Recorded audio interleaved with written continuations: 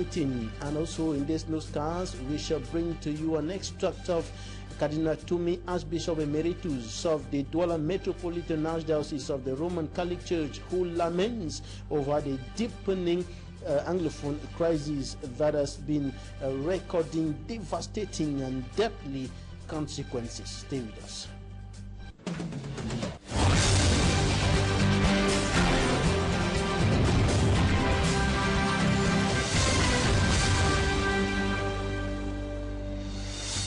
Thanks, ladies and gentlemen, for staying with us on this edition of the Primetime Newscast on Equinox Television. The All Anglophone Conference, or the Anglophone General Conference, will take place on the 21st and 22nd of this month in the Southwest Regional Capital, Boya.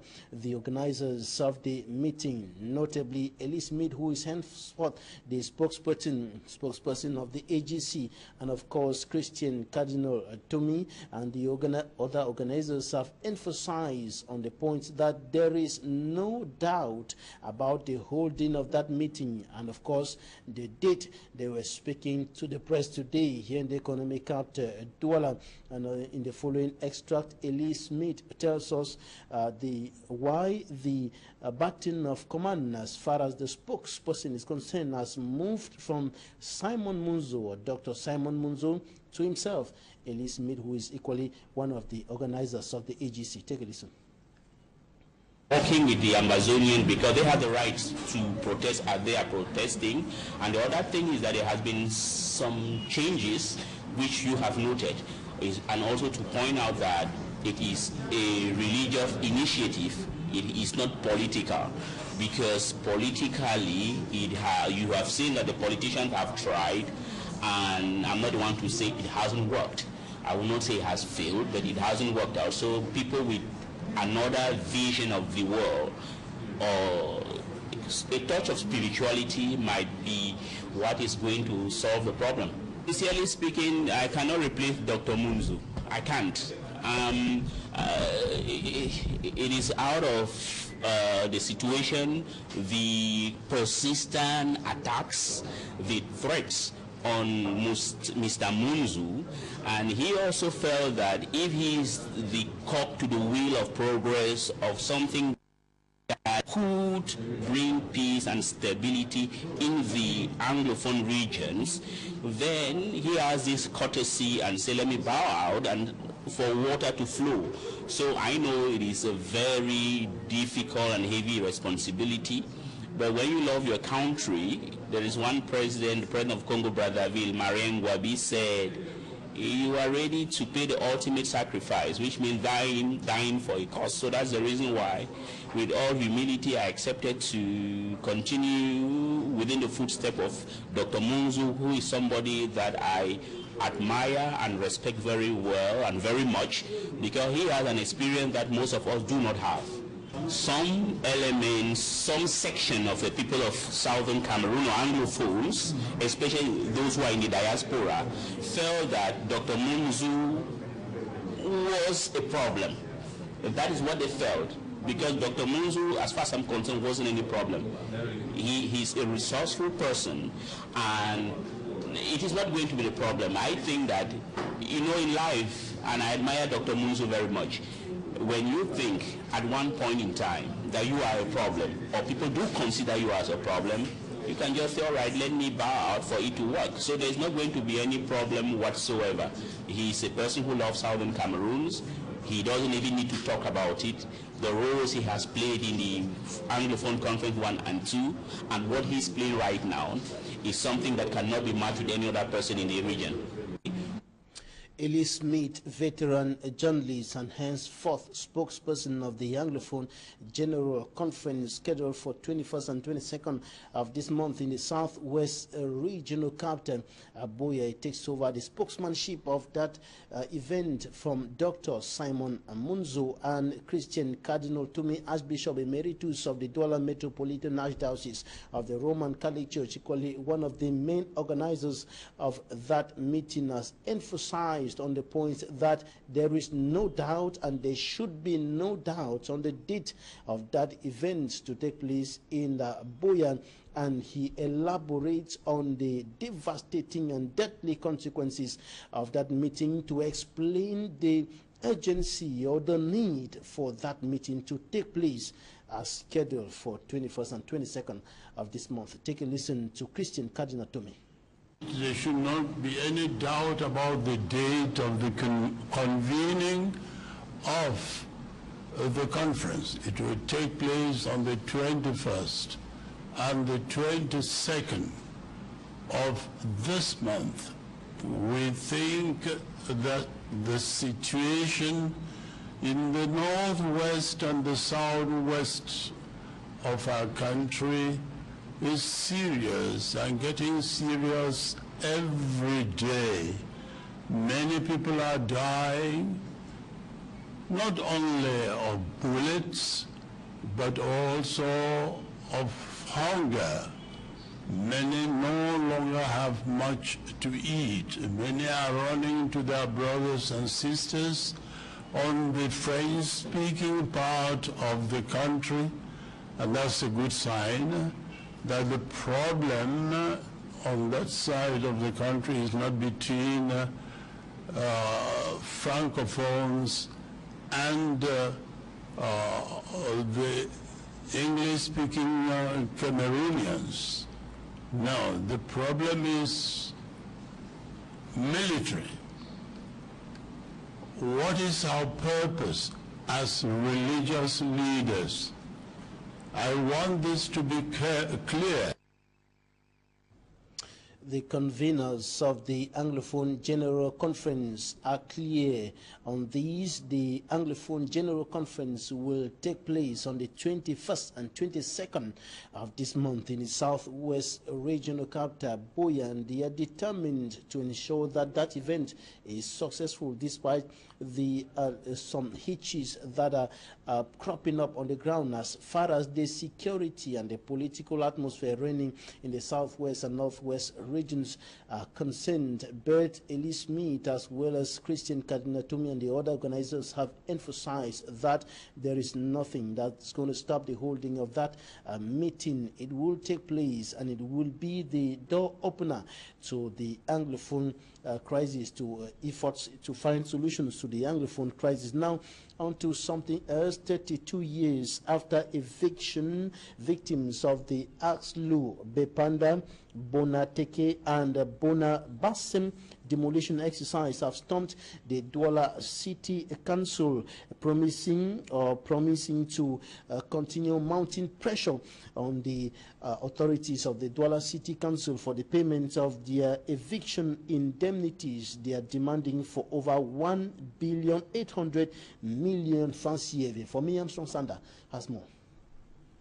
The 908 families evicted from Axelu Bepanda, Bonabasem and Bonateke neighborhood in Douala 5 and Douala 1 subdivision invaded the esplanade of the Douala City Council head office to express their grievances over the non-payment of their eviction indemnities 32 years after they were sent packing and their homes destroyed. Evicted since 1986 from the land they occupied for public use, the victims have been persistent in their efforts to get their compensation, estimated at 1,800 million francs CFA. Reacting to their grievances, the government's delegate to the Douala City Council, Dr. Fris Ntone said the process for the payments of their indemnities witnessed a delay as a result of some irregularities noticed with their documents. He, however, promised to accelerate the process for their dues to be paid. Even after waiting for over 32 years, victims of the Bepanda Axelu, Bonabasem and Bonateke demolition exercise are still positive that they will one day be paid their eviction indemnities. Since their eviction in 1986, 6 government delegates have been at the head of the Douala City Council, 7 senior division officers at the head of the Vuri division, and their document has moved across 3 different ministries with a solution yet to be found, according to the spokesperson of the victims. Le recensement a été fait, quant à lui, l'évaluation a été faite parce que chacun connaît son montant. In the report coming up next, Smart Jikan Gabriel takes a look at the new facelift of the Wuri Bridge, notably with the construction of the second bridge over that river. And of course, he indicates that some persons are expressing satisfaction, notably road users, over the construction of the second bridge, and of course the rehabilitation of that whole area coming up right to Rompun. They do some, however, are raising some worries over the situation in that part of the country's economic capital, Douala. Manjikan Gebre has more. The opening of the tunnel at Rompun to road users, many say, assists the circulation of vehicles and commercial motorcycles plying the roads that lead to the newly constructed bridge on River Wuri, which is gradually getting to its end.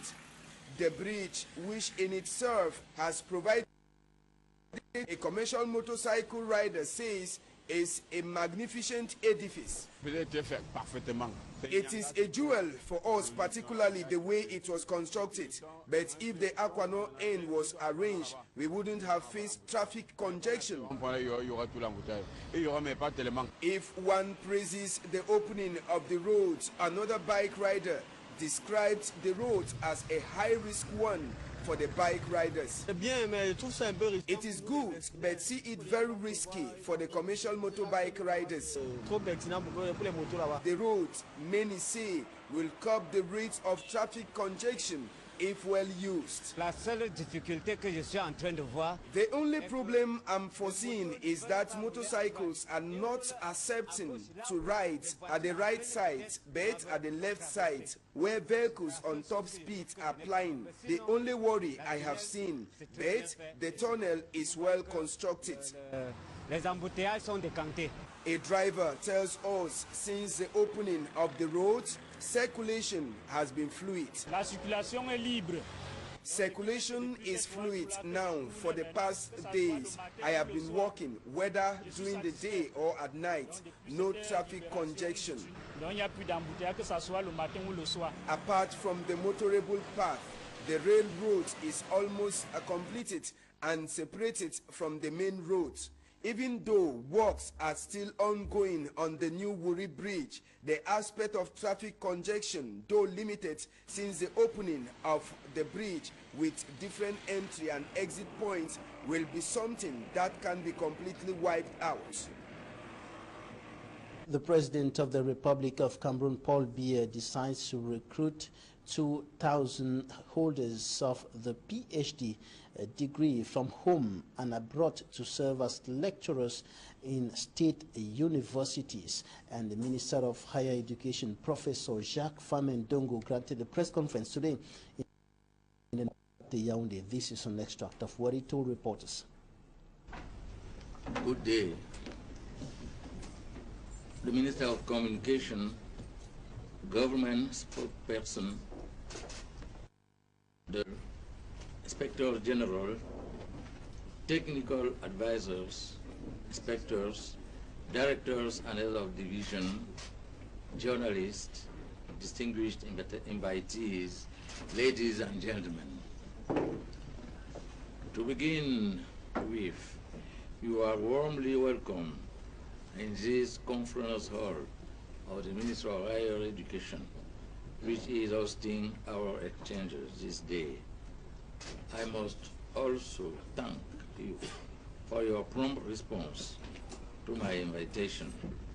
On a special note, permit me to express my gratitude to the Minister of Communication for his willingness to accompany me in this exercise, despite his very tight schedule. As you can guess, the meeting of today as objective to enlighten you on the special recruitment process of doctorate degree holders in state universities as prescribed by His Excellency Paul, President of the Republic of our dear and beloved country, Cameroon. First and foremost, on behalf of the university community nationwide, I wish to address my profound gratitude to the President of the Republic, Head of State, His Excellency Paul, Apostle of New University Governance, for the special attention he has been paying to higher education since he began presiding over the destiny of our dear and beloved country, Cameroon.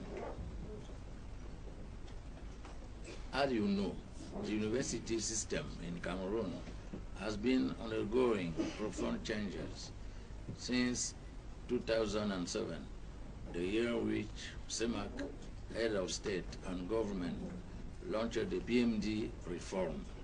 This reform is unfolding universities through a considerable diversification of training offers and increasing professionalization of trainings, and hence a complete reconfiguration of the university layout.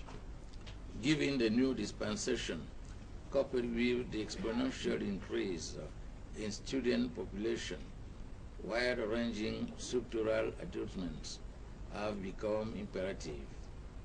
To breast the challenge, the Head of State, His Excellency Paul ordered the creation of 2 new universities, Marwa and Bamenda, the setting up and opening of new schools and faculties with special emphasis on the technological and professional component, the putting in place of Pro-ACP support program for the technological and professional component of higher education, the institution of professional fields of study in classical faculties, the construction of University Digital Center.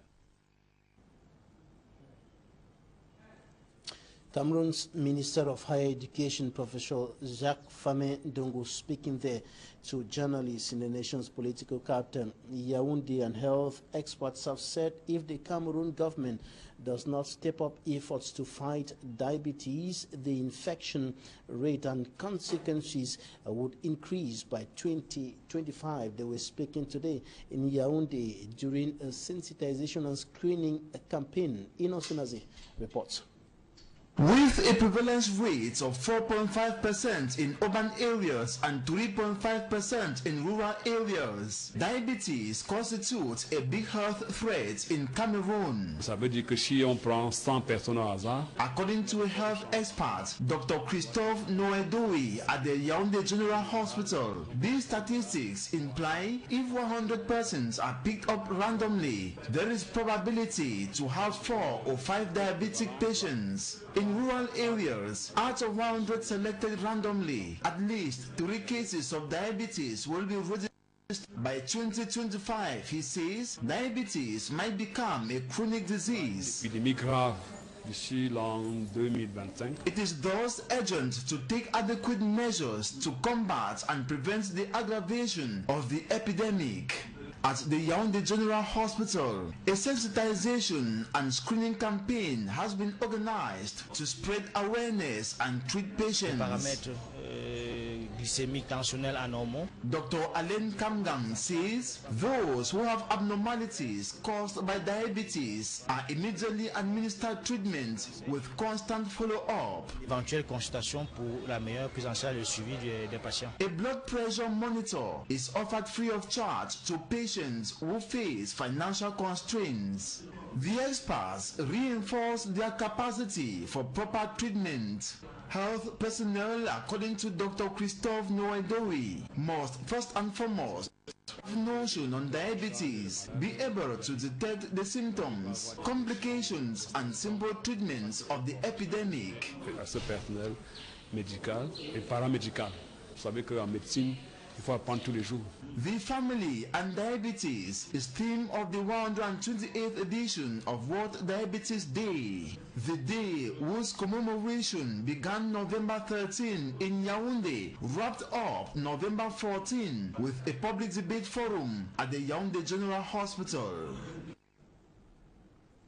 In sports, officials of the inspection team of the Confederation of African Football have rounded up their inspection visit to the Republic of Cameroon from the nation's political capital, Yaoundé, through Garo, Bafoussam. They ended up their visit today in the city of Douala, and they went inspecting the sports infrastructures, notably the stadiums that welcome encounters and, of course, training sessions of the 2019 Africa Cup of Nations. They went through the Japuma Sports Complex, through the Omispo Stadium, as well as the Bonamusadi and Bapelepe Stadium. And at the Omispo Stadium, work is at 63%, and at the Japuma Stadium at 75%, as well as the Bonamusadi and Bapelepe Stadiums are concerned, works are at 60%, and the deadline is 31st December 2018. That's it for the first segment of this news. Coming up next is Talking Point.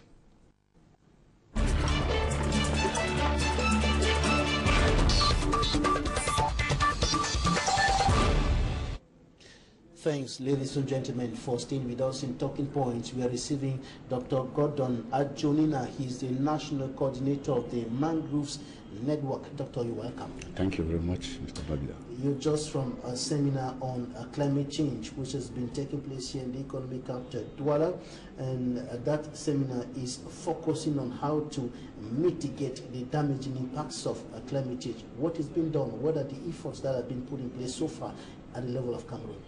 Yeah, Cameroon has done quite a lot within the framework of international conventions, especially the framework, United Nations framework on climate change.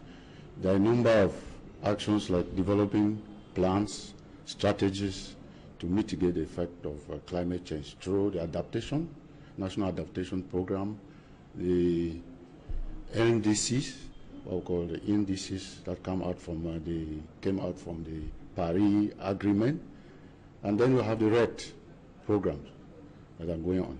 And the Worldwide Fund for Nature brought together a number of experts from Cameroon and other African countries who are meeting here in Douala discussing climate change. What is the focus of the discussions? You had a presentation today in that seminar. Yeah, the seminar brings about especially the NGOs and actors working within the conservation and community-based capacity building sector to acquaint themselves with vulnerability, climate change vulnerability analysis, how to conduct, and again how to mitigate the effect of climate change based on those assessments. You know, really to make them climate smart, as we call it now, is different from what used to be business as usual. Business as usual, we need to change the trajectory so that the greenhouse emissions are reduced to various levels. And one of the components of the environment, the biodiversity of Cameroon, which is under attack, contributing to climate change effects in Cameroon, is concerns mangroves. And you are the national coordinator of the mangroves network. First of all, what's the importance of mangroves in the environment, in the conservation of biodiversity? Mangroves are special type of ecosystem that are found within areas that are affected by tides in the coastal areas of the world. Cameroon is lucky to be one of the countries that have this mangrove. It's the seat in Africa and first in Central Africa. The mangroves have a close link with fisheries, because that is where more than 80% of animals or aquatic wildlife spend at least part of their life cycle in that system. It is also connected to inland system. You know, the river basin all ends into the sea, and through mangroves, these systems are quite particular, and they support also a wide range of fisheries biodiversity. And the mangroves are being destroyed. What is the state of the mangroves today, especially along the coast? In Cameroon, where right is a widely threatened ecosystem. In Cameroon, we are losing more than 30% of our mangroves in the last 20 years, and with an annual loss of close to 3,000 hectares. And the consequences, linked to climate change. Mangrove sequester more than 5 times carbon as more than the inland systems. You see, the link with climate change is very, very, very pertinent. Also, since it stocks a lot of carbon, when destroyed, they can also release a lot of carbon to the atmosphere, also contributing as source of greenhouse emission. Now, what has the National Mangroves Network been doing to protect this very important component of the ecosystem? Mangrove Network been working since 2005, consisting of more than 40 NGOs, experts working within to fight to reinforce the role of mangroves in fisheries, climate change, biodiversity, and so on. We have been impacting, especially in mainstreaming mangrove and coastal area issues, into climate change plans, adaptation plans, RED programs, and all other programs that the government is undertaking in environmental sector, including the National Biodiversity Action Plan. So we are moved to mainstream and to implement these plans on the ground. And you have been working, as you're indicating, but the mangroves continue to be destroyed today, are still being destroyed. What are you doing to protect, to stop the destruction of these mangroves? Yeah, are you creating national parks? Yeah, and the mangroves, as you mentioned, national parks are being created to especially the marine national parks. We are assisting the government to do so. Recently, we have the Douala Idea National Park that has been created just a few weeks ago, and it harbors more than 20% of Cameroon mangroves. So we will be feeding in studies and supporting this creation. Also, at the level of capacity building at community level, we've been organizing seminars and doing quite a lot to strengthen them so that they can be resilient to changes in mangrove destruction. Also, I can also mention that we also carry out direct impact reduction activities like improved smoke ovens. Mostly the lot of fish is being smoked with this mangrove wood. We put in smoke ovens that can reduce as much as 60%, 40 to 60% of the wood that is used in mangrove. In fish smoking. What punishment is reserved for those who destroy mangroves, like in Yupo here in the economic capital Douala, and all along the river there is destruction, massive destruction of mangroves? Mangrove, as of now, doesn't have a law. The government, we are fighting with the government to see that these laws are developed that will be mangrove system. We borrow from forest laws, environmental laws, but it's a special type of ecosystem that needs consideration because it is between the sea and the land. So it's quite special, it's quite quite particular, and they need special laws so that institutional problems and conflicts that come arise with it, because there is serious lack of jurisdiction. The Ministry of Environment, the Ministry of the various ministries, they don't know where their competencies start and end. So, apart from the laws that you are demanding, what else do you need to be effective in your job to effectively stop the destruction of mangroves? We need to be equipped. We need to be equipped operationally. Scientific equipment. We need also to be able. We need techniques of communication with the local population, how to communicate information that will be necessary for them, to engineering them to protect mangroves. So all these communication strategies, apart from scientific strategies that we're putting in place, we need them to really mediate with the community in order to protect this system. All right, Dr. Gordon Adjonina, you are the National Coordinator of the Mangroves Network. Thanks so much for coming. Thank you. Thanks, ladies and gentlemen, for staying with us. That's it for today.